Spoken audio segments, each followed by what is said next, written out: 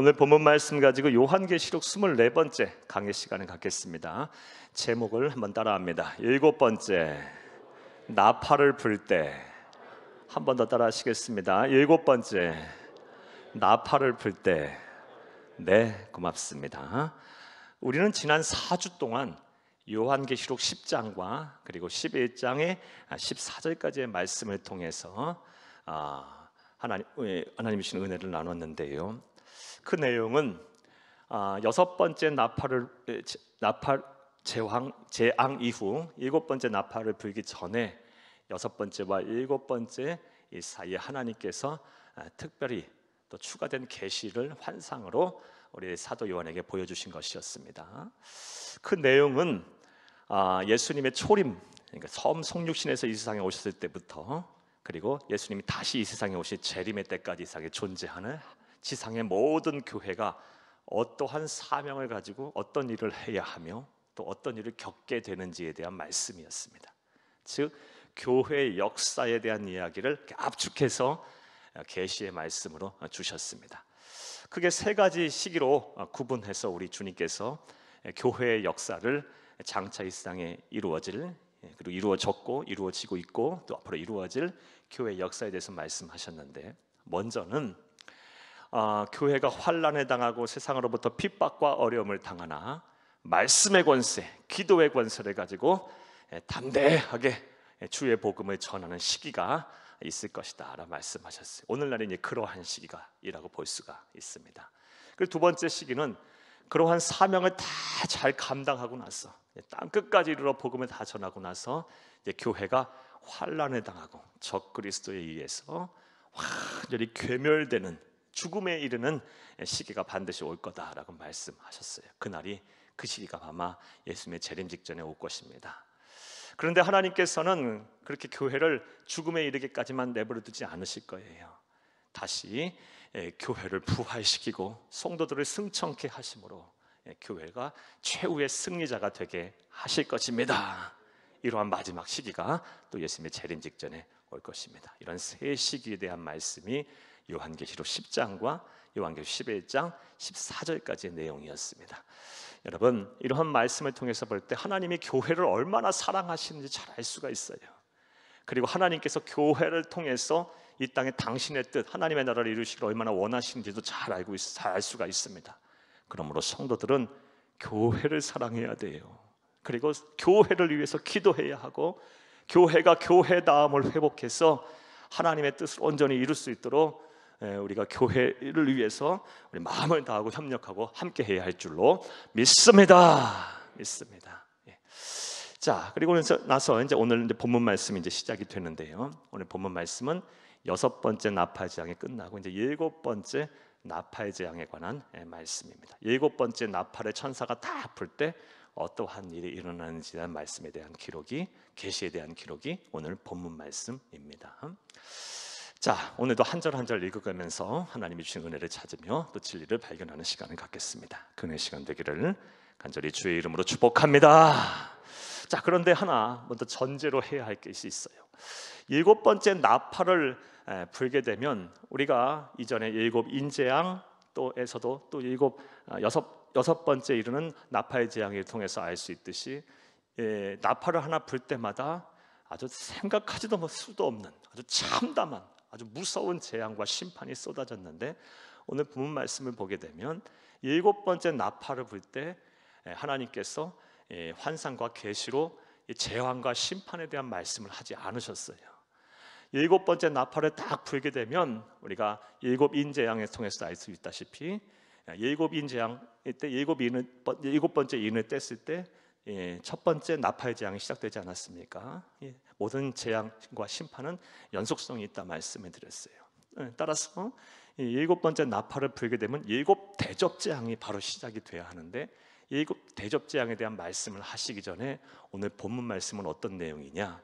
사랑하는 여러분, 모든 재앙과 심판이 다 끝난 후 7 나팔 대접 재앙까지 다 끝난 이후 이 세상에 이루어질, 이 세상에 있을 일에 대해서 하나님께서 먼저 말씀을 하셨습니다. 그리고 다음 주부터 이제 본격적으로 7 나팔 재앙, 7 대접 재앙이 이제 시작이 됩니다.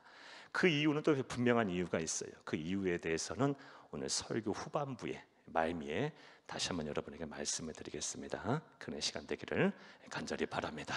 무엇을 전제로 해야 된다고요? 오늘 본문 말씀은 일곱 번째 나팔을 불 때 하나님께서 사도 요한에게 계시를 주셨는데, 그 계시의 말씀이 무엇이다? 모든 재앙이 다 끝난 이후 이 세상에 어떠한 일이 일어나게 될 것에 대한 말씀이다, 계시의 말씀이다라는 것을 전제로 두고 오늘 본문 말씀을 우리 살펴보겠습니다. 큰 시간 되기를 간절히 바랍니다. 할렐루야. 자, 오늘 본문 읽겠습니다. 우리 15절을 함께 읽겠습니다. 어떤 일이 일어나게 될까요? 일곱째 천사가 나팔을 불매 하늘에 큰 음성들이 나서 이르되 세상 나라가 우리 주와 그의 그리스도의 나라가 되어 그가 세세토록 왕노릇 하시리로다 하니 아멘. 사랑하는 여러분, 15절 보게 되면 일곱 번째 천사가 나팔을 딱 불자 큰 음성이 나서 이르되, 그리고 나서 이제 일곱 대접 재앙까지가 다 끝난 이후 일어날 일들에 대한 말씀을 하셨어요. 요한계시록을 보게 되면 요한계시록 12장부터 22장까지의 내용이 요약이 된 거라고 보시면 되겠습니다. 첫 번째, 어떤 일이 일어나게 될 것이냐? 여러분 성경에 줄을 치세요. 세상 나라가 우리 주와 그의 그리스도의 나라가 됩니다. 줄 치고 1번이라고 쓰시면 좋겠어요. 첫 번째로 모든 재앙들이 다 끝난 후, 일곱 나팔 재앙은 일곱 대접 재앙의 시작입니다. 일곱 대접 재앙이 끝나면 이제 모든 재앙이 다 끝나는 거예요. 그리고 예수님께서 이제 지상 재림을 하실 거예요. 재림을 하실 거예요. 이 대접 재앙이 끝난 이후에 이 세상에 어떤 일이 일어나게 될 것인가? 첫 번째로 세상 나라가 우리 주와 그의 그리스도의 나라가 될 것입니다. 하나님의 나라가 완성될 거예요. 이해되셨습니까? 하나님의 나라가 이 땅에 이제 온전히 이루어지게 될 거예요. 그의 나라가, 주와 그의 나라가, 그리스도의 나라가 이 세상에 이루어지게 될 거예요.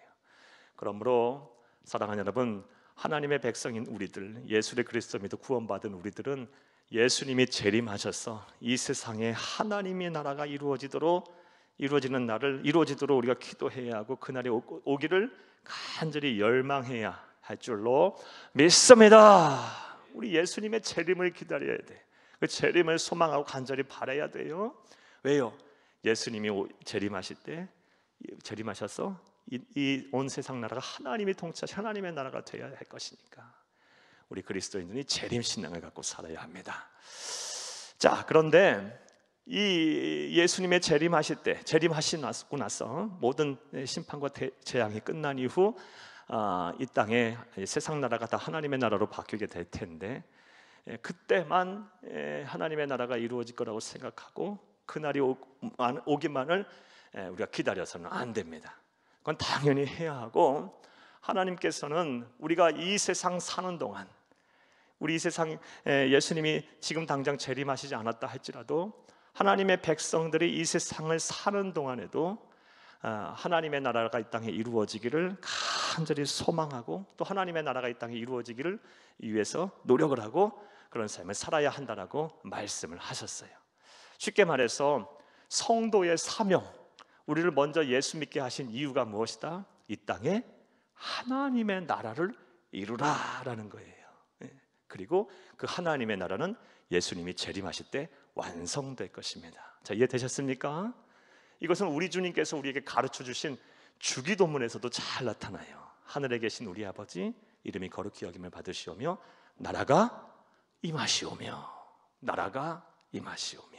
하나님의 나라가 이 땅에 이루어지기를 간절히 원하고, 또 하나님의 나라를 이 땅에 이루는 것, 삶을 사는 것이 성도의 사명이고, 예수를 믿는 그리스도인의 먼저 예수 믿게 하신 이유임을 믿으시기를 간절히 주의 이름으로 축복합니다. 우리의 평생 소원이 뭐다? 이 세상 사는 동안 하나님의 나라가 이루어지는 것이, 이 땅에 이루어지는 것이 우리의 소원이 돼야 되고 우리의 사명이 돼야 돼요. 그리고 이 사명 다 하다가 우리가 하나님의 나라가 가게 될 것이고, 또 예수님께서 재림하실 때 이 하나님의 나라는 완성이 될 것입니다. 자, 그렇다면 우리가 이루어야 될 하나님의 나라는 어떠한 나라일까요? 하나님의 나라, 우리가 하나님의 나라를 이루는 것이 저와 여러분의 이제 사명이고 목표고 삶의 이유인데, 하나님의 나라, 우리가 이루어야 될 하나님의 나라는 어떤 나라일까요? 이거 잘 알아야 되겠죠. 우리가 이루어야 될 하나님의 나라가 어떤 나라인지도 모르고 우리가 하나님의 나라를 이룰 수는 없는 거 아니겠습니까? 하나님의 나라에 대한 설명은 참 많은 성경을 통해서 이야기할 수 있는데, 여러분 한 구절만 우리 보면서 하나님의 나라에 대해 생각을 해보겠습니다. 로마서 14장 17절 말씀입니다. 하나님의 나라는 먹는 것과 마시는 것이 아니요 오직 성령 안에 있는 의와 평강과 실학이라. 아멘. 하나님의 나라에 대해서 잘 설명하고 있어요. 그토록 우리 주님께서 오셔서 이루고 싶으셨던 나라인 하나님의 나라, 이 세상에 하나님의 나라를 이루시기 원하셨고, 우리의 그 나라를 이루라고 사명을 주시고 부활하고 승천하셨어요. 그리고 지금도 성령을 보내셔서 우리로 하여금 하나님의 나라를 이루게 하시고, 예수님이 재림하셔서 하나님의 나라를 완성하실 텐데, 그 나라는 어떤 나라다? 먼저 먹는 것과 마시는 것이 아니랍니다. 그러니까 하나님의 나라는 가시적인 나라가 아닌 거예요. 물질적인 나라가 아닌 거예요. 하나님의 나라는 영적인 나라입니다. 이해되셨습니까? 그러니까 쉽게 말해서 우리나라 같이 대한민국, 미국, 중국, 러시아, 일본, 이렇게 물질적이고 가시적인 나라가 하나님의 나라가 아니고, 하나님의 나라는 영적인 나라라는 것입니다. 교회 2000년 역사를 보면 이 하나님의 나라를 물질적이고 가시적인 나라, 땅이 존재하는, 영토가 존재하는 나라라고 생각해서 잘못 오해를 해갖고 수많은 막 전쟁도 일으키고 또 잘못된 그릇된 믿음을 가졌던 경우도 많았어요. 하나님의 나라는 그래서 막 땅을 뺏고 빼앗는 그런 일들이 비일비재하게 일어났어요. 그런데 하나님의 나라는 가시적인 나라, 물질적인 나라가 아니에요. 우리가 이루어야 될 하나님의 나라는 영적인 나라입니다. 영적인 나라. 로마서 14장 17절 다시 한번 보겠어요. 여러분, 그 하나님의 나라는 어떤 나라랍니까? 먹는 것과 마시는 것이 아니고 오직 성령 안에 있답니다. 그러니까 하나님의 나라는 누구의 통치를 받는다? 성령 하나님의 통치를 받는 나라예요. 성령 하나님의 통치를 받는 나라. 자, 그렇다면 성령 하나님께서 어떻게 통치하세요? 우리가 어떻게 통치를 받아요? 여러분, 우리가 죄인임을 고백하고 회개하고 예수를 그리스도로 믿게 되면 우리의 심령에 누가 들어오십니까? 성령 하나님께서 오세요. 그래서 우리의 인격을 지배하시고 우리의 삶을 다스리세요. 하나님의 말씀에 막 순종하게 만들고 거룩하게 살게 하세요. 성령이 충만하면 충만할수록 우리는 성령 하나님의 더 통치를 받고 지배를 받아요. 이해되셨습니까? 예수를 그리스도 믿어 하나님의 자녀가 되는 순간부터 우리는 성령 하나님의 통치를 받게 돼 있어요. 따라서 하나님의 나라의 백성은 누굽니까? 문화와 인종과 역사를 초월해서 성령 하나님의 통치를 받는 사람, 예수를 그리스도로 믿는 하나님의 백성들이 다 하나님의 나라의 백성임을 믿으시기를 간절히 주의 이름으로 축복합니다. 저 피부색이 우리와 다른 사람도, 하얀 사람도, 또 검은 사람도, 또 여러 가지 이렇게 섞이신 분들도 전부 다 이 회개하고 예수를 그리스도 믿어 성령 하나님의 통치를 받게 되면, 즉 구원받아 하나님의 백성이 되면 다 하나님의 나라의 일원임을 믿으시기를 간절히 주의 이름으로 축복합니다. 하나님의 나라는 영적인 나라인 동시에 성령 하나님께서 통치하시는 나라다라는 거예요. 자, 또 하나님의 나라의 특징이 24장 17절 말씀에서도 또 알 수 있는데, 그 나라는 의가 있답니다. 의. 사랑하는 여러분, 바울 서신서에서 의라는 말이 나오면요, 거의 90% 이상 의를 예수님이라고 바꾸면 돼요. 물론 이 정의라는 의미로서 이제 해석을 해도 돼요. 그런데 여러분, 대체로 이 바울 서신서를 보다가 의라는 말이 나오면 예수님이라고 바꾸고 써주시면 돼요. 그러니까 하나님의 나라는요, 물론 정의로운 나라일 거예요. 하지만 또 예수님께서 주인이 되신 나라이기도 해요.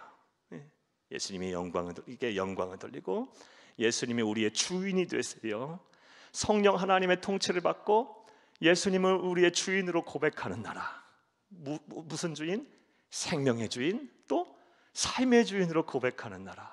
그게 바로 하나님 나라예요. 하나님 나라. 따라서 하나님 나라의 백성들은요, 우리가 막 죽고 살고 우리 목숨에 대한 생명에 대한 두려움과 염려와 근심에서 벗어난 사람들이에요. 왜요?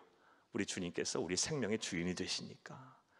오죽이나 알아서 우리의 생명을 책임지시겠습니까? 영원토록 지키시고 함께 하신다 했는데, 이 세상 사는 동안도 하나님께서 우리의 생명, 우리는 우리의 목숨 잘 관리하고 건강 관리하고 잘 살게 되면 하나님께 책임지실 것이고, 그리고 또 우리의 사후 영원한 하나님의 나라의 천국으로 우리를 인도하실 거예요.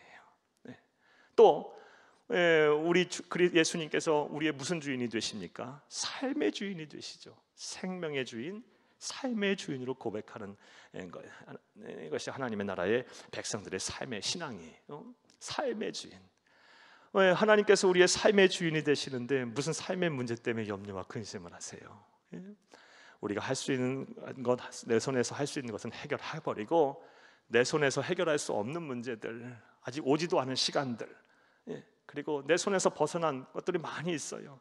그것은 내 문제, 내가 해결할 수 있고 내가 해야 할 일이 아니고 내가 염려할 일이 아니라 삶의 주인이신 예수님께서 하실 일이에요. 우리 예수님께 다 맡기고 여러분 하실 수 있는 일은 하고 염려와 근심에서 벗어난 삶을 사는 여러분들이 되기를 간절히 주의 이름으로 축복합니다. 자, 또 하나님의 나라의 특징이 뭐예요? 평강이 있대요. 평안한 나라예요. 평안한 나라. 평강 있는 나라, 평안한 나라. 그곳에는 전쟁도 없어요. 차별도 없어요. 갈등도 없어요. 그리고 미움과 시기와 다툼도 없어요. 그러니까 우리가 하나님의 나라를 이 땅에 이루어야 될 사명이 있는데, 있다면 우리는 서로 미워하면 안 되는 거예요. 그게 우리의 사명인데, 삶의 자리에서 하나님의 나라를 이루어야 되는 것이 우리의 사명인데, 그리고 우리의 삶의 목표고 우리 그리스도인의 사는 이유인데, 우리가 막 삶의 자리에서 가정에서 막 서로 다투고 싸우고 미워하고 막 누구 막 상처를 주고 그러면 되겠습니까? 하나님의 나라가 이루어지는 것이 아니죠. 그렇죠? 하나님의 나라는 평강이 넘치는 나라예요. 평안이 넘치는 나라예요. 여러분 또 설 명절을 맞이해서 가족들끼리 만나고 또 형제들끼리 많이 만나실 텐데, 여러분 이번 설 명절에 여러분의 가족이 여러분의 만나는 모든 시간과 장소와 그리고 모든 모임이 하나님의 나라가 되기를 바랍니다. 평안함이 넘쳐나기를 바라요. 그동안 다툼과 갈등과 막 시기와 질투와 미움이 있었다면 부디 성령 하나님의 통치를 받고 예수님의 삶의 주인, 생명의 주인을 모시는 여러분으로 비롯돼서 하나님의 나라의 백성인 여러분으로부터 시작이 돼서 이 모든 것들이 이제 다시 해결이 돼서 여러분의 모든 삶의 지경이 막 평안이 넘치고 평강이 넘쳐나기를, 다시 말해 하나님의 나라가 이루어지기를 간절히 주의 이름으로 축복합니다. 또 하나님의 나라는 어떤 나라예요? 마지막으로 희락이 있답니다. 기쁨이 있는 나라예요. 기쁨이 있는 나라. 사랑하는 여러분, 생각만 해도 좋죠? 막 기쁨이 있는 나라. 기뻐할 수 있을 때 기뻐하는 것이 아니고 기뻐할 수 없는 상황에서도 기뻐할 수 있는 나라. 그냥 우리 주님만 생각해도 막 기쁨이 넘치고 막 마음이 설레고, 예수를 믿는 교우들만 생각해도 막 기쁨이 있고, 하나님이 주신 막 내게 주신 은혜가 넘쳐서 기쁨이 있어서 그냥 남편만 봐도 아내만 봐도 또 부모님만 배워도 또 자녀들만 봐도 막 은혜가 넘쳐서 기쁨이 있는 나라, 그런 나라를 저와 여러분이 이루어야 할 줄로 믿습니다. 하나님의 나라는 정리하면 영적인 나라고 성령 하나님이 통치하시는 나라이며 정의로운 나라인 동시에 예수님이 주인이 되신 나라이고 참된 평강과 희락이 있는 나라임을 믿으시기를 간절히 주의 이름으로 축복합니다. 그 나라를 이루라. 이게 하나님께서 우리 주신 사명이에요. 그리고 그 나라는 언제 완성돼요? 예수님이 재림하실 때 완성될 거예요. 우리가 열심히 그 나라를 이루다가. 자, 좀 더 구체적으로 이제 좀 생각을 해보겠어요. 그러면 앞서 말씀드린 대로 하나님의 나라를 이루는 것이 성도의 사명이고 우리의 삶의 이유라고 그랬는데, 우리가 이 하나님의 나라를 이루기 위해서는 어떻게 해야 할까? 여러분, 성경 로마서 14장 17절이 하나님의 나라에 대한 정의에 관한 말씀이었으면 18절은 실천에 관한 말씀이에요. 로마서 14장 17절, 18절 연속해서 읽겠습니다. 하나님의 나라는 먹는 것과 마시는 것이 아니요 오직 성령 안에 있는 의와 평강과 희락이라. 아멘. 잠깐만 놔두세요. 17절 말씀에 하나님의 나라는 정의라 그랬어요. 그 다음에 이로써 그러니까 17절 18절은 연관이 있는 거예요. 함께 읽습니다. 그리스도를 섬기는 자는 하나님을 기쁘시게 하며 사람에게도 칭찬을 받느니라. 아멘. 이거 많이 본 말씀이네요. 어디 있는 말씀이에요? 저기 있는 말씀이에요. 예, 제 목회 철학이에요. 저는 이 말씀을 제가 신학교 다닐 때 하나님, 제가 평생 붙들고 목회하는 말씀을 저에게 좀 주세요. 제가 저와 함께 신앙생활하는 모든 성도님이 함께 꿈을 꾸고 또 함께 비전으로 삼고 또 함께 해야 할 말씀을 주세요 했을 때 이 17절 로마서 18절을 주셨어요. 성도의 사명은 하나님의 나라를 이루는 것이고 그리고 그 하나님의 나라는 교회 공동체를 통해서 이루세요. 그게 우리 교회의 존재 이유예요. 그럼 이 하나님의 나라를 이루기 위해서 우리 성도는 뭐 해야 하나? 하나님을 기쁘시게 하고 사람에게도 칭찬을 받아야 돼요. 그러면 하나님의 나라가 이루어질 거예요. 교회도 마찬가지예요. 예수를 그리스도 믿는 성도들의 모임인 교회가 하나님을 기쁘시게 하고 사람들에게 칭찬을 받으면 교회를 통해서 하나님 나라가 이 땅에 이루어질 거예요. 사랑하는 여러분, 그러면 좀 더 구체적으로 생각을 해봐요. 하나님을 기쁘시게 하는 행동은 뭘까? 여러분, 먼저 예배죠. 예배만큼 하나님을 기쁘시게 하는 것이 없어요. 우리가 예배를 잘 드리면 하나님의 나라가 이 땅에 이루어질 거예요. 여러분, 가정에서 예배를 잘 드려보세요. 가정이 하나님의 나라가 될 거예요. 하나님을 기쁘시게 하니까. 여러분, 직장에서도 마찬가지예요. 뭐 어떤 성도는 직장에서 예배 드리냐, 뭐 예배까지 드리냐, 세상은 세상이고 교회는 교회지. 누군가 그런 말들을 한대요. 여러분, 그런 말 듣지 마세요. 예배하며 하루를 시작한다는 거 얼마나 기쁨입니까? 얼마나 은혜입니까? 예배하며 하실 수 있으면 예배도 하시면서 하루를 시작하세요. 직장과 사업장에서. 그리고 삶의 공간에서도 함께 모여 예배하고 하나님을 기쁘시게 하는 일이에요. 또 하나님을 기쁘시게 하는 일들은 뭘까요? 봉사와 충성과 헌신이죠. 또 뭐가 있을까요? 무엇보다 영혼 구원이에요. 이것만큼 하나님 기쁘시게 하는 일 없어요. 얼마나 하나님이 원하시는 일인지 몰라요. 영혼 구원. 열심히 전도하고 열심히 선교하고 복음 전해서 죽어져가는 자, 하나님의 나라 백성이 아닌 자들을 하나님의 나라 백성으로 만들고 이 세상이 전부인 줄 알다가 영원한 지옥 형벌을 받을 자들에게 복음을 전해서 그 영혼들을 구원해서 천국 시민이 되게 하고 하나님의 자녀가 되게 하고 영원한 소망을 갖게 하고 영생을 얻게 하고 이것만큼 하나님을 기쁘시게 하는 일이 없어요. 그러면 그 일을 통해서 하나님 나라가 이루어질 거예요. 뭐 여러 가지 더 있을 수 있겠죠. 하나님을 기쁘시게 하는 일들, 여러분의 헌신과 여러분의 충성과 여러분의 사명을 잘 감당하시면 하나님 기뻐하실 거예요. 우리도 그렇죠. 우리도 자녀들이 우리의 말을 잘 들으면 어때요? 막 또 자녀들에게 부탁을 했어요. 또 직장과 사업장에서 부하 직원들에게 부탁을 하고 뭐 일을 시켰어요. 그런데 그 일을 시킨 것을 제대로 하지 않고 맨날 놀기만 하고 눈치만 보고 빈둥빈둥거리고 있다면 어떻게 했어요? 기쁘지 않을 거예요. 일을 시킨 사람이. 그런데 일을 시켜놨더니 우리 자녀들이 또는 직장과 사업장에서 부하들이 동료들이 또 일을 잘해요. 뭐 더 말할 것 없이 잘해요. 사명을 잘 감당해요. 얼마나 기쁘겠어요. 하나님도 마찬가지예요. 하나님이 우리에게 주신 사명을 우리가 잘 감당하면 하나님은 정말 기뻐하세요. 그리고 하나님의 기쁘시게 하는 그 일들로 인해서 하나님의 나라가 이 땅에 이루어질 것입니다. 할렐루야. 또 하나님의 나라는 어떻게 이루어요? 하나님을 기쁘시게 하고 사람에게도 칭찬을 받느니라. 우리가 사람에게 칭찬받을 일을 하면 하나님의 나라가 이 땅에 이루어져요. 지금 이 시대적인 우리는 코로나 상황을 볼 때 시대적인 우리 해야 할 일들이 있어요. 어려운 이웃들을 돕는 일들 해야겠죠. 많은 어려운 사람 이웃들이 생겼어요. 뭐 물질적으로도 어려울 수도 있고요. 그리고 뭐 정신적으로는 고통을 겪는 이웃들도 있어요. 그리고 막 가정의 아픔을 겪고 있는 이웃들도 있고요. 그리고 뭐 기타 등등 뭐 삶의 의미를 찾지 못해서 힘들어하는 이웃들도 많아요. 그들에게 사랑을 베풀고 내 것을 나누고 공유하고 또 내가 도울 수 있는 일을 도움으로 인해서 선한 행동을 함으로 인해서 사람들에게 칭찬을 받을 수가 있겠죠. 참 저는요 이런 제가 지난주에 이런 말을 들었어요.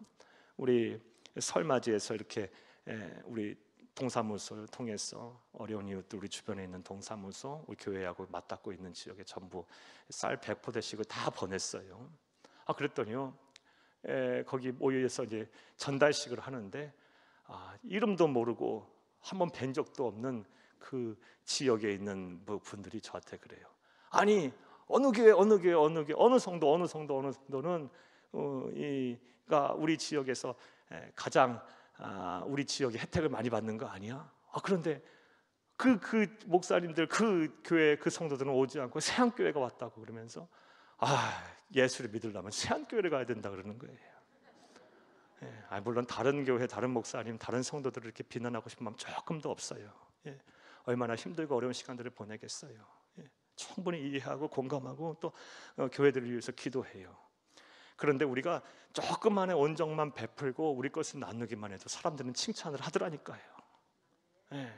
그러면 하나님의 나라가 이루어지는 거예요. 마음의 문들이 열려서 복음을 받아들이고 그리고 예수를 믿는 역사가 일어납니다.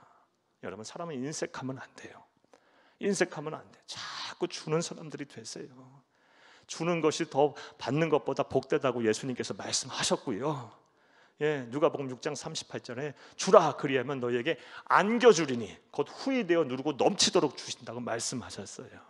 자꾸 주는 사람이 되세요. 자꾸 베푸는 사람이 되세요. 어차피 여러분 것도 아니잖아요 그거. 우리 천국 갈 때 뭐 하나 갖고 갈 수도 없잖아요. 자꾸 주세요. 나누세요. 베풀어 주시고 또 여러분 그 복을 누르고 후히 되어 누르고 넘치도록 안겨주시는 그런 복을 다 받아 누리는 저와 여러분이 될 줄로 믿습니다. 하나님의 나라가 그러면 이루어질 거예요. 하나님을 기쁘시게 하고 사람들에게 칭찬받는 그런 행동을 통해서 하나님의 나라는 이루어질 것입니다. 자, 우리 정리 한번 해볼게요. 오늘 보게 되면요 15절 말씀은 일곱 나팔을 불 때 바로 일어날 일곱 대접장에 대한 내용이 아니고 우리 본문 말씀은 이 모든 재앙이 다 끝난 후 이 땅에 이루어질 말씀에 대한 계시를 먼저 보여주시고 계세요. 그리고 어떤 일이 일어나게 될 것입니까? 우리 주와 그리스도의 나라, 하나님의 나라가 이 땅에 완성될 것이다 라고 말씀을 하셨어요. 우리는 그 나라의 일원인 우리들은 우리가 예수님의 재림하실 때 그 나라가 이루어질 것을 열망해야 할 것이고 간절히 바라야 할 것이며 또 이 땅에서도 그 나라를 이루기 위해서 노력하는 저와 여러분이 되어야 할 줄로 믿습니다. 자, 15절 되셨습니까? 이제 16절, 17절에 보겠습니다. 16절과 17절에 모든 재앙과 심판이 다 끝난 이후에 이 세상에 어떤 일이 일어나게 될까요? 먼저 말씀부터 드리면요, 온전한 예배가 온전한 예배, 아주 영광스러운 예배를 우리가 드리게 될 것이에요. 그리고 그 우리가 어떻게 예배를 드리게 될지에 대해서 먼저 예표로 천국에 있는 성도들 24장로들이 드리는 예배의 모습을 환상으로 계시로 보여주셨어요. 앞으로 우리가 이렇게 예배를 드리게 될 것이다 라는 말씀을 하며 16절 17절을 함께 읽겠습니다. 하나님 앞에서 자기 보좌에 앉아있던 24장로가 엎드려 얼굴을 땅에 대고 하나님께 경배하여 이르되 감사하옵나니 옛적에도 계셨고 지금도 계신 주 하나님 곧 전능하신 이여 친히 큰 권능을 잡으시고 왕노릇 하시도다. 아멘. 사랑하는 여러분, 이 모든 재앙과 심판이 끝난 이후 우리는 영광스럽고 아주 장엄한 예배를 하나님 앞에 드리게 될 거예요. 자, 그리고 그 예배를 어떻게 드릴 것인지에 대한 예표가 24장로들이 천국에서 지금 드리고 있는 예배를 모습을 환상으로 일부 보여주셨어요. 자, 먼저 24장로는 누구를 말한다고 말씀드렸습니까? 구약의 12지파 그리고 신약의 12사도, 그러니까 신구약의 성도들을 대표하는 사람들의 얘기예요. 그러니까 다시 말해서 예수를 그리스도입니다. 하나님의 자녀된 자들, 성도들을 말해요. 성도들. 그 성도들의 대표가 바로 구약의 12지파 그리고 신약의 12사도, 그러니까 신구약의 성도들을 말해요. 그러니까 우리들을 말하는 거예요. 우리 먼저 우리보다 예수를 믿고 구원을 받았다가 이 세상에 삶이 다하여 천국에 가서 우리 주님과 더불어 영생 복락을 누리고 있는 그 성도들이 대표가 누구다? 24 장로들은 말이에요. 천국에서 지금 성도들이 어떻게 예배를 드려요? 엎드려 얼굴을 땅에 대고 하나님께 경배하며 17절에 찬송을 부릅니다. 어떤 찬송을 불러요? 옛적에도 계셨고 지금도 계신 주 하나님 곧 전능하신 이요 친히 큰 권능을 잡으시고 왕노릇하시도다. 하나님을 아주 높여요. 자, 이 16절 17절에 24 장로들이 지금 천국에서, 즉 구약의 신약의 성도들이, 우리보다 먼저 앞서간 성도들이 천국에서 드리는 예배의 모습을 통해서 우리가 우리 이 세상에서 예배를 드릴 때 어떠한 자세와 모습으로 예배를 드려야 하는지에 대한 또 답도 얻을 수 있어요. 여러분, 우리가 모범적인 예배를 드려야 할 텐데, 정말 하나님이 기뻐 받으시는 예배를 드려야 할 텐데 어떻게 예배를 드리는 것이 바른 예배자의 모습일까? 예배의 모습일까? 16절 보게 되면 24 장로가 어떻게 합니까? 하나님 보좌에 앉아있던 24 장로가 엎드려 얼굴을 땅에 대고 하나님께 경배를 합니다. 그리고 찬송을 불러요. 여러분, 24 장로가, 그러니까 성도를 대표하는, 신구약의 성도를 대표하는 장로, 아주 천국에서도 큰 상을 받은 사람들이에요. 그런데 어떻게 해요? 하나님 앞에서는요, 엎드려서 얼굴을 땅에 대고 하나님께 경배하고 찬송을 불러요. 오직 하나님만 높여요. 이런 모습을 통해서 예배자의 모습을 알 수 있는데, 진정한 모습을 알 수 있는데, 바른 모습을 알 수 있는데, 예배자는요, 예배 시간에 어떻게 예배를 드려야 돼요? 여러분, 하나님 앞에서 철저하게 굴복하는 거예요. 순종하는 거예요. 땅에 엎드려 얼굴을 땅에 대고 하나님만을 높여야 되는 거예요. 여러분, 이것이 진정한 예배자의 모습을 믿으시기를 간절히 주의 이름으로 축복합니다. 한번 따라 한번 해볼까요? 예배를 통해서 우리가 어떻게 해야 되는지 한번 따라해 보겠습니다. 나는 죽고 예수는 살고. 이게 바로 예배자의 모습이에요. 또 따라합니다. 하나님이 가장 받으시기 원하시는 제물은, 너무 빨리 하니까 못 따라하는구나. 하나님이 가장 받으시기 원하시는 제물은 나다. 한 번 더 따라합니다. 하나님이 가장 받으시기 원하시는 제물은 나다. 나는 죽고 예수는 살고. 이게 예배자의 모습이에요. 24 장로들이 천국에서 어떻게 예배드려요? 하나님 보좌 앞에 납작 엎드려서 땅에 대고 하나님만을 높여요. 나는 죽고 예수는 살고. 하나님이 가장 기뻐 받으시는 제물은 나예요. 나. 가장 받으시기 원하시는 제물. 이것을 사도 바울이 로마 교회에 편지를 보내면 다음과 같은 말로 바꾸고 있어요. 로마서 12장 1절을 함께 읽겠습니다. 그러므로 형제들아, 내가 하나님의 모든 자비하심으로 너희를 권하노니 너희 몸을 하나님이 기뻐하시는 거룩한 산제물로 드리라. 이는 너희가 드릴 영적 예배니라. 아멘. 어떤 말로 바꾸고 있어요? 나는 죽고 예수는 살고 하나님이 가장 기뻐하시는 제물은 바로 나다. 산제물이래. 산제물. 거룩한 산제물을 너희 드리래.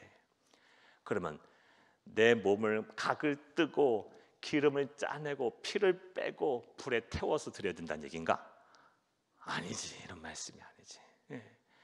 예배를 드릴 때는요, 무슨 하나님의 말씀이라면 내가 주의 종이 듣겠나이다 하는 그런 마음의 문을 열고 믿음의 눈을 들어 하나님의 순종하며 복종하며 내 욕망도 내려놓고 내 지식도 내려놓고 내 의심도 내려놓고 온전히 하나님 은혜를 구하며 은혜를 사모하며 예배를 드리라는 거예요. 예수 그리스도의 십자가의 보혈의 공로를 의지하여 나는 죄인이고 예수님이 나를 알리셔서 하나님의 백성이 되어서 이렇게 예배를 드리게 했으니 그 은혜에 막 감사하면서 예배를 드리라는 거예요. 나는 죽고 예수는 살고 내 삶과 나의 모든 것들을 하나님이 기뻐 받으시는 거룩한 산제물로 해서 드리시기를 간절히 주의 이름으로 축복합니다. 축복합니다. 예배자의 진정한 모습도 우리가 알 수 있어요. 예수님이 재림하시게 되면 이 땅에 하나님의 나라가 이루어질 것이고 우리는 아주 영광스럽고 장엄한 예배를 하나님 앞에 드리게 될 거예요. 자, 또 어떤 일이 우리 이 세상의 모든 심판과 재앙이 끝난 후 일어나게 될까요? 우리 18절 말씀을 보겠습니다. 여러분 먼저 줄을 좀 안 쳤네요. 16절에 24장로가 엎드려 얼굴을 땅에 대고 하나님께 경배하며까지 주치고 2번 써놓으시고요. 자, 18절 말씀 보겠습니다. 함께 읽겠습니다. 18절 이방들이 분노하며 주의 진노가 내려 죽은 자를 심판하시며, 여기까지 여러분 주칩니다. 죽은 자를 심판하시며 주치고 3번. 여러분 예수님이 재림하시고 이 세상의 모든 재앙과 심판이 끝나고 재림하실 때 어떤 일이 일어납니까? 죽은 자를 심판하실 거예요. 이 내용은 우리가 이제 이후에 한참 후에 계시록 요한계시록 20장 11절에서 15절 말씀을 공부할 때 자세하게 배우게 될 텐데요. 요한계시록 20장 11절에서 15절 말씀 간단하게 말씀드리면 다음 같은 내용이에요. 백보자 심판, 최후의 심판에 관한 이야기예요. 예수님께서 재림하시게 되면 어떤 일이 일어나느냐 간단히 말씀드릴게요. 우리 그때 가서 자세히 공부하고, 이 땅에서 죽은 자들이 다 다시 살아나게 될 것입니다. 심지어 사망과 음부에 있던 자들도, 지옥 형벌을 이미 받아서 죽어있던 자들도. 그러니까 여기서 죽은 자들은 누굴 말해요?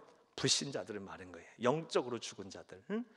그래서 다 죽었던 자들까지 다시 다 부활해요. 그래서 이제 최후의 심판을 받게 되는 거예요.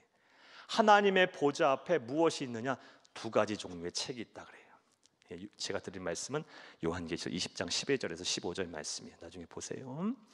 두 가지 종류의 책이 있는데 하나는 생명책이 있어요.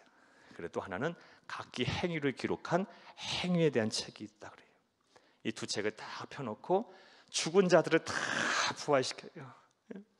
여기서는 죽은 자는 영적으로 죽은 자들 전부 다 부활시켜서 어떻게 해요? 그 행위대로, 그리고 그 생명책에 이름이 없고 행위대로 해서 영원한 불못에 집어 던져요. 이것을 가리켜 뭐다? 둘째 사망이니라 라는 말씀이 나와요. 이 얘기예요. 이 얘기.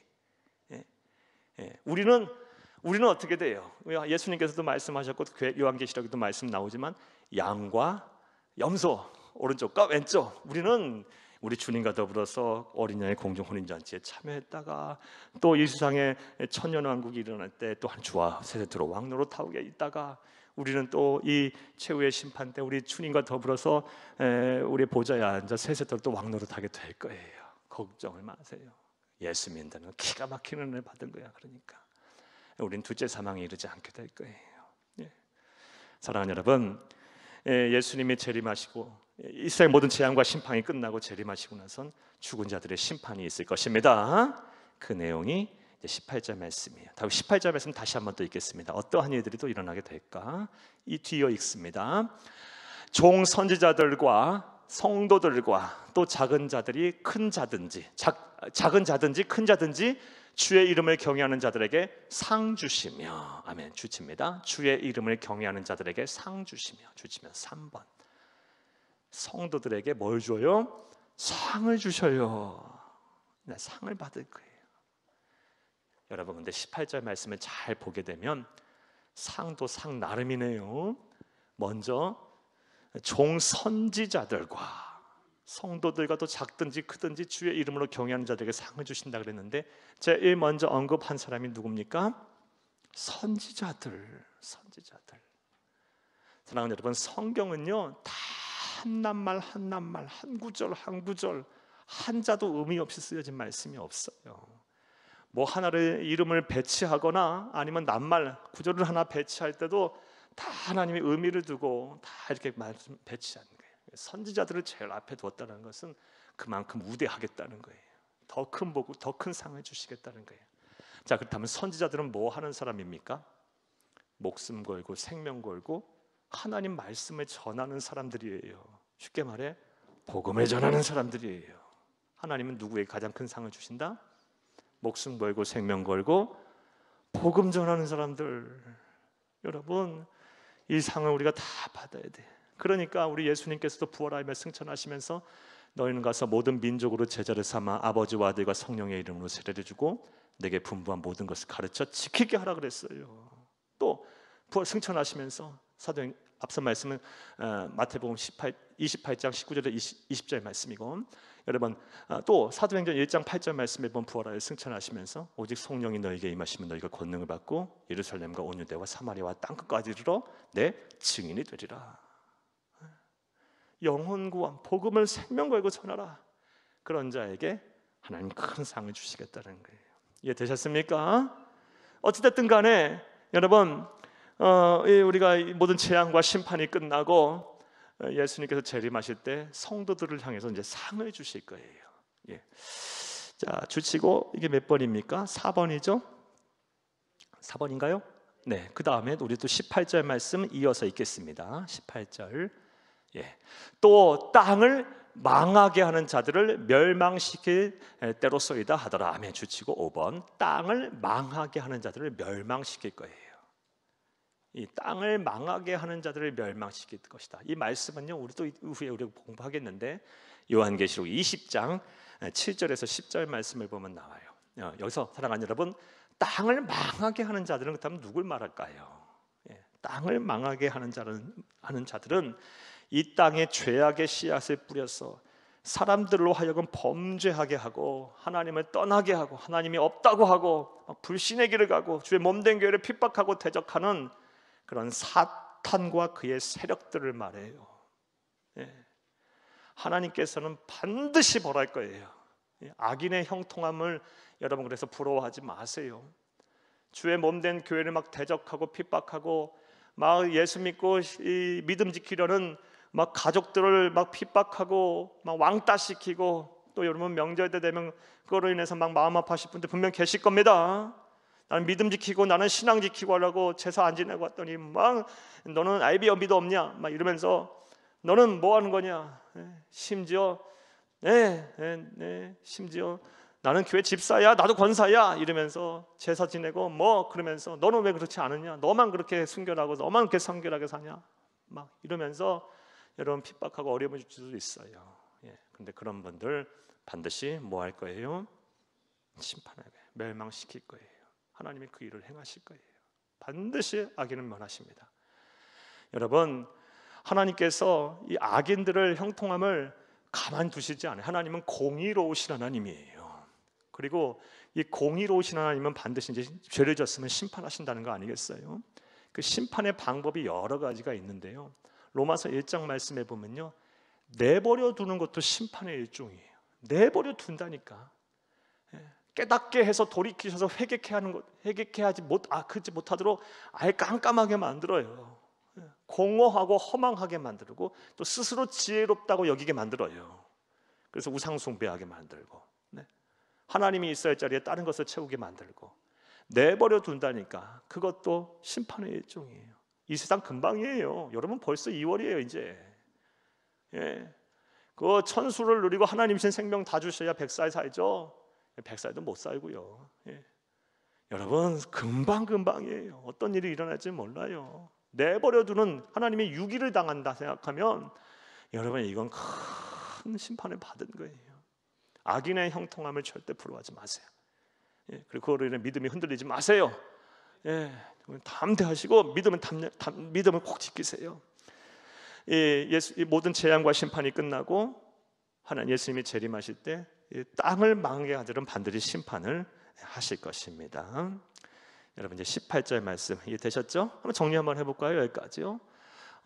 재앙과 심판이 끝난 후 예수님이 재림하실 때 하나님의 나라가 완성이 될 거예요. 또 이 땅에 그 하나님의 나라 이루어진 완성된 나라에서 우리는 영광스럽고 장엄한 예배를 드리게 될 거예요. 그리고 죽은 자들의 하나님께서 이제 심판을 하실 거예요. 둘째 사망에 이르게 될 거예요. 그들은요 영원한 돌이킬 수 없는 이들을 겪게 되는 거예요. 그리고 우리들에게 이제 상을 주실 거예요. 특별히 목숨을 바쳐서 복음을 전하는 자들에게 큰 상을 베푸실 거예요.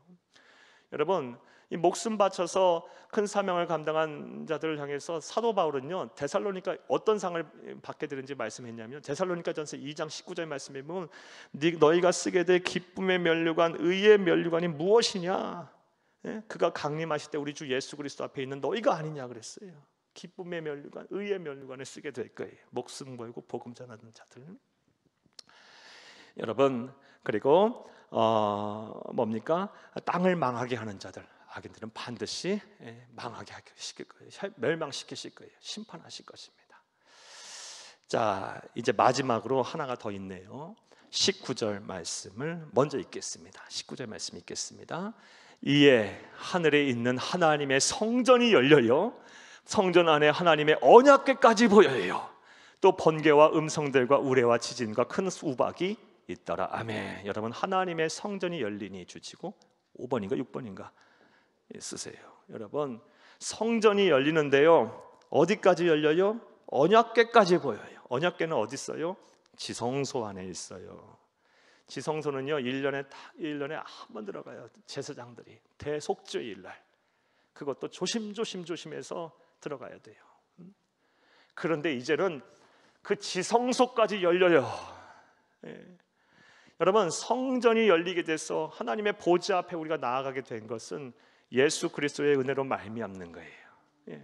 그런데 이제 예수님이 재림하셔서 모든 재앙과 심판이 끝나게 되면 이 언약궤 지성소까지만 활짝 열려버려요. 누구에게나. 사랑하는 여러분, 이게 뭘 의미합니까? 이제 더 이상 하나님과 막힌 담이 없게 되는 거예요. 완전히. 이제 우리는 세세토록 우리 주님과 더불어서, 하나님과 더불어서 이제 영생복락을 누리게 될 것입니다. 여러분, 하나님이 계시는 곳이 천국이에요. 여러분, 이거 꼭 기억하세요. 하나님이 안 계시는 곳은 이 세상에 아무리 우리가 금은보화로 치장을 하고 매 끼마다 산의 진미를 먹는다 할지라도 하나님이 안 계시는 곳은 그곳은 지옥이에요. 잠시 잠깐의 찰나의 순간의 영광이에요. 하나님이 계시는 곳이 천국이에요. 꼭 기억하세요.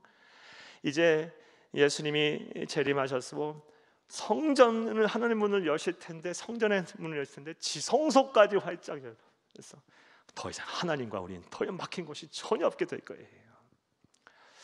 사랑하는 여러분, 이런 은혜가 반드시 우리 가운데 있게 될 것입니다. 할렐루야. 우리 재림을, 그러니까 우리는 예수님의 재림을 소망해야죠. 소망해야지. 주님, 아멘 주여 어서 오시옵소서. 마라나타, 마라나타. 재림을 소망해야 돼요. 자, 그런데요, 예수님께서는 이 세상에 계시는 동안 우리에게 이 하늘 문을 열고 하늘의 성전을 여는 방법을 또 제시하시기도 하셨어요. 물론 재림 때가 되면 완전하게 그 더 이상 필요 없게 될 거예요. 다 열리게 될 텐데, 이 세상을 사는 동안도 우리는 하늘 문을 열 수 있어요. 그런 권세를 우리에게 주셨어요. 누구에게? 예수를 그리스도입니다. 하나님의 자녀된 자에게만 주시는 권세예요. 여러분, 히브리서 4장 16절 말씀에 보면 우리가 예수 그리스도로 인하여 우리 하나님의 자녀가 됐으면 뭐 하랍니까? 은혜의 보좌 앞으로 담대히 나오라 그랬어요. 이거 하나님의 자녀된 자의 특권이에요. 그런데 그 은혜의 보좌 앞에 담대히 나아갈 수 있는 예수 그리스도로 말미암는 은혜입니다. 그러니까 예수님으로 말미암아 우리 은혜의 보좌 앞에 담대히 나아갈 수 있는데, 여러분, 하늘 문을 열 수가 있다니까. 하늘 성전 문을 우리가 이 세상 그 은혜의 보좌 앞에 담대히 나아갈 수 있는 자는, 그럼 무엇으로 하늘 문을 열까? 예수님께서 말씀해 주셨어요. 누가복음 3장 21절 22절 함께 읽겠습니다. 백성이 다 세례를 받을세 예수도 세례를 받으시고 기도하실 때에 하늘이 열리며 성령이 비둘기 같은 형체로 그의 위에 강림하시더니 하늘에서부터 소리가 나기를 너는 내 사랑하는 아들이라 내가 너를 기뻐하노라 하시니라. 아멘. 뭐 할 때? 세례 받고 뭐하고? 기도할 때. 세례는 언제 줘요? 예수를 그리스도로 믿을 때. 그러니까 아무나 하나 기도한다고 하늘 문이 열리는 게 아니고, 예수를 그리스도를 믿는 하나님의 백성이 뭐 할 때? 기도할 때. 우리가 기도하면 뭐가 열려요? 하늘 문이 열린다니까요. 하늘의 문을 이제 여셔야 돼요. 저와 여러분이 이 세상 사는 동안 하늘 문을 활짝 뭐로 열어요? 우리는 이미 구원받은 하나님의 자녀가 됐으니까 이제 기도하면 열릴 거예요. 할렐루야. 여러분, 예레미야 33장 3절에 그래서 이 말씀을 또 하신 거예요. 함께 읽겠어요. 예레미야서 33장 3절. 너는 내게 부르짖으라 내가 내게 응답하겠고 내가 알지 못하는 크고 은밀한 일을 내게 보이리라. 아멘. 이거 어떻게 기억하라 말씀드렸어요. 우리가 응급사항이 발생하면 어디다 전화해요? 119. 예, 그럼 우리가 영적으로 응급사항이 발생하면 뭘 생각하셔야 돼? 333. 에레미야서 33장 3절 이것 떠올리셔야 돼. 예? 너는 내게 부르짖으라. 하늘 문을 열어야 되겠구나. 내가 하나님의 도움이 내게 필요하구나. 내가 하늘로부터 응답을 받아야 되겠구나. 하나님 주시는 지혜를 받아야 되겠구나. 하나님 주시는 복을 받아야 되겠구나. 뭐해? 어떻게 열어? 기도로 여는 거야. 내게 부르짖으라.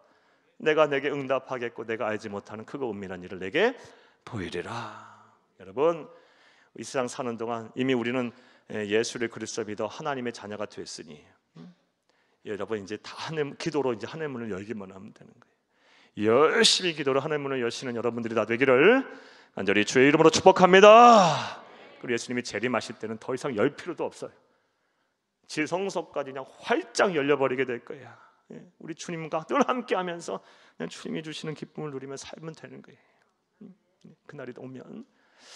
자, 여러분, 이제 이런 일들이 이제 일어나게 될 거라고 계시의 말씀을 주셨고요. 그리고 이제 다음 주부터는 어떤 일이 일어납니까? 일곱 나팔을 불 때 일곱 대접 재앙이 시작되면서 이제 이 땅에 이제 무서운 재앙과 심판, 마지막에 이르는 그 일곱 대접 재앙에 대한 내용이 이제 시작이 될 건데요.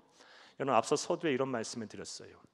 일곱 나팔을 불게 됐을 때는 앞서 지금 그 말씀드린 대로 일곱 대접 재앙, 또 재앙과 심판에 대한 말씀을 하셔야 되는데 그 말씀을 하기 전에 왜 모든 재앙과 심판의 대항이 끝난 이후 이 땅에 이루어질 일에 대해서 왜 계시를 먼저 하셨을까? 그 답을 우리가 설교 후반부에 말미에 여러분에게 말씀드린다고 말씀을 드렸어요. 그 이유가 뭘까요? 그 이유 아주 간단합니다. 사랑하는 여러분, 우리가 요한계시록을 쓸 당시 받았을 때 이 요한계시록을 처음으로 수신한 수신자들, 초대교회 성도들이에요. 특별히 소아시아 일곱교회에 있는 성도들이에요. 그 성도들은 지금 어떠한 상황에 처해 있었어요? 예수를 믿으면 죽어요.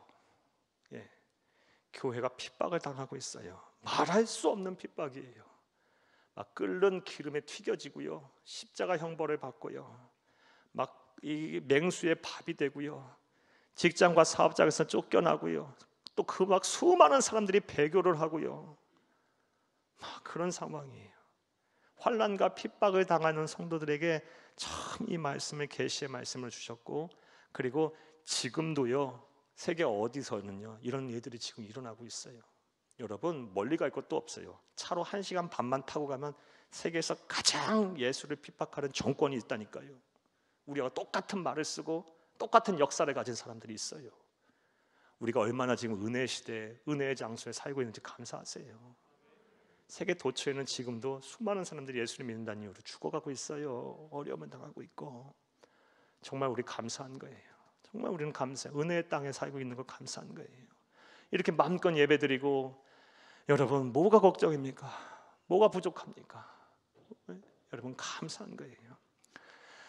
이런 상황 속에 있는 성도들에게 여러분, 하나님은 뭘 말씀하셔야 되겠어요? 재림 전에 이 막 무서운 재앙과 심판에 대한 메시지도 전하셔야 되겠지만, 이 성도들은 견뎌야 돼요. 이겨내야 돼요. 하나님은 거기까지도 생각을 또 계속하고 계시는 거예요. 우리 성도들 다칠까? 힘을 내야 할 텐데, 고난을 이겨야 할 텐데, 소망을 가져야 할 텐데, 그러면서 더 우리 하나님, 더 그 세밀하신 그 사랑의 하나님은 그 아주 무서운 이제 일곱 대접 재앙 얘기하시기 전에 이 성도들에게 다시금 소망을 주고, 반드시 교회는 이긴다, 교회는 승리한다, 교회는 최후의 승리자가 된다 라는 확신을 주시기 위해서 이 말씀을 첨가하신 것임을 믿으시기를 간절히 주의 이름으로 축복합니다. 우리도 그 말씀을 들어야 되는 거예요. 우리도. 여러분, 세상 지금 뭐라 교회를 향해서, 또 우리의 믿는 믿음을 향해서, 복음을 향해서, 예수를 향해서, 주의 종들을 향해서, 성도들을 향해서 참 별의별 소리들하고 별의별 말들을 다 해요. 그리고 무신론에 기반한 사람들, 또 뭐 그런 학자라고 하는 사람들 막 창조론을 부정하고 하나님의 말씀에 막 난도질하고 막 그래요. 여러분 막 폄하하고 그런 상황 속에서 여러분 믿음이 흔들리지 마세요. 그까짓 것 갖고 흔들리면 됩니까? 믿음을 잘 지키세요.